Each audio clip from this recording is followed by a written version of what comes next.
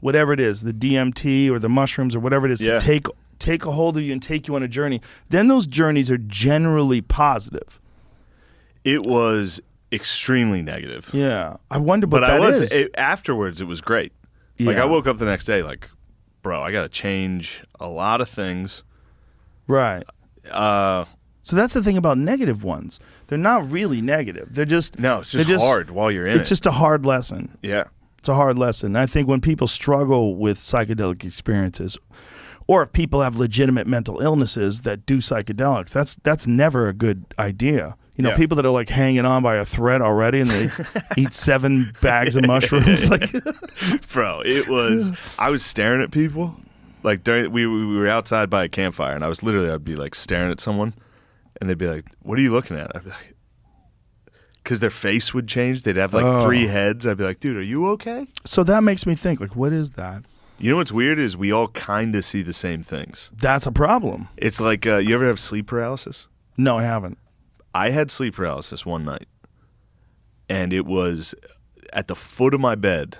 You've heard of sleep paralysis? Yeah, right? yeah, for sure. Foot of my bed, there's a long, spindly, shadowy figure just standing there, and it was fully real. It was real, and it walked along the side of my bed, like reaching its hand out at my face, and I woke up, tried to fight it. I thought it was so real that I thought it was like an intruder. You know what I mean? There was no part of me that was like, this is a demon. I wonder what that is. And then months later, I found out about sleep paralysis. I had never heard of it. Googled it, and there was a image of exactly what I dreamed on the internet. Like, I saw it. Whoa. And I was like, it gave me fucking chills. Like, I was it's like, holy common. shit. And everybody sees the same thing. It's crazy. But that's what I'm saying. What if it's real? That goes to the mushrooms thing with like the ego death or whatever the people, all those dumb fucking hippies want to call it. I did experience it, even though I'm like, these fucking dumb hippies. I literally experienced an ego death. One of the weirdest experiences I've ever had is with 5-MeO DMT, which is a different kind of dimethyltryptamine. I think it has like a different molecule attached to it or something.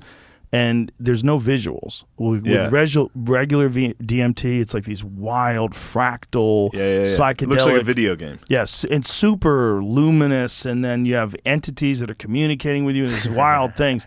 I'm sorry to cut you off. What are the entities saying? Like, I had a bunch of jokers the last time I did it, give me the finger. They were all jesters, like with the bells. Really? And yeah. And they're like this. Oh, no. And it made me realize instantly, because my first thought was like, hey, fuck you. Hey, fuck you guys. My first instinct, like it was all laid out in front of me. They were saying, you take yourself too seriously. Really? Yeah. And I was like, oh, you're right. Damn, I wish everybody got to see you get that high. Get that high and be like, hey, fuck you. But it was a real lesson because it's true. And it changed the way, I mean, this was just a few years ago, the last time I did it. I think it was 2.5-ish, 3-ish years ago.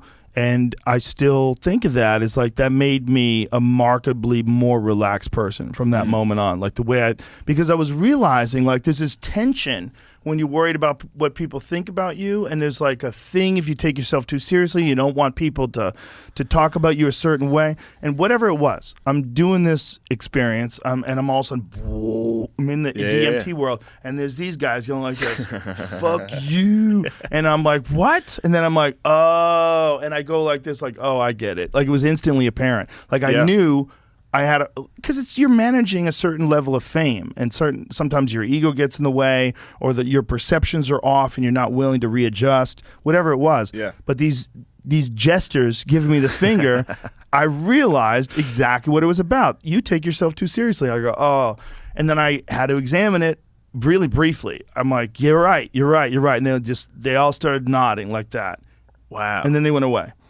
And then then it became this beautiful journey. But it was an opportunity for me to have a bad trip.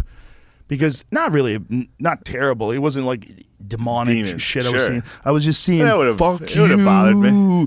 They were all giving me the finger. I was like, oh my God, there's so many of you. It was like fractal. There was like like who knows how many. Like there's no way I could count them. But there was a massive number of jesters giving me the finger. And it let me know, like, that shouldn't bother you at all. Like, that shouldn't bother you. You should embrace that. You have two ways to look at that. You could look at that and you could be bothered by it, and you could look at that and think that's hilarious. Yeah. If it's true. The only reason why you'd be bothered by it is you're connected to your own self-image, and you're connected to this idea that you want to project out to all the other people. And the jesters were right. I was like, you're right. It's a great lesson.